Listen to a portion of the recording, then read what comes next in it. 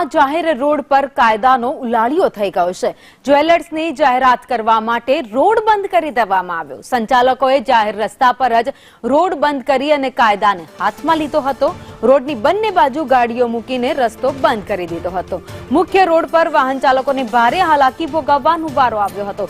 સંચાલકોએ પરમિશન વગર રસ્તો બંધ કરી દીધો હતો, જેના કારણે સૌથી વધારે મુશ્કેલી જે સ્થાનિક વાહન ચાલકો હતા તેમને પડી રહી હતી। તો અમરેલીમાં જાહેર રસ્તા પર કાયદાનો ઉલાળ્યો થતા દ્રશ્યો સામે આવ્યા છે।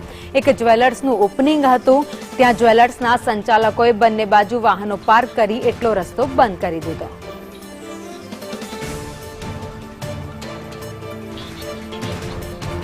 સંવાદદાતા જૈનિક સુજિત્રા અમારી સાથે જોડાઈ ગયા છે। જૈનિક, જે દ્રશ્યો સામે આવ્યા છે, એક જ્વેલર્સનું ઓપનિંગ હતું ને તેના સંચાલકોએ બે બાજુથી રસ્તો બંધ કરી દીધો છે, શું છે આખી અપડેટ?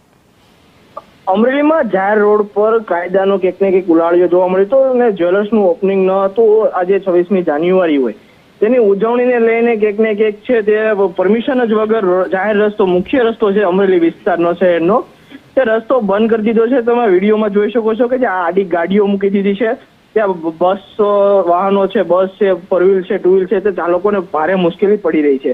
ક્યાંક ને ક્યાંક છે જ્વેલર્સના માલિકોએ છે તે પોતે કાયદાના નિયમો હાથમાં લીધા હોય અને કોઈનો કાયદાનો ડર જ ન હોય તેવું દ્રશ્યોમાં સામે આવ્યું છે।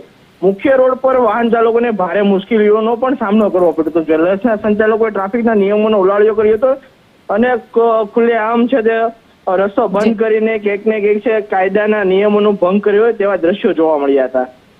આભાર માહિતી માટે।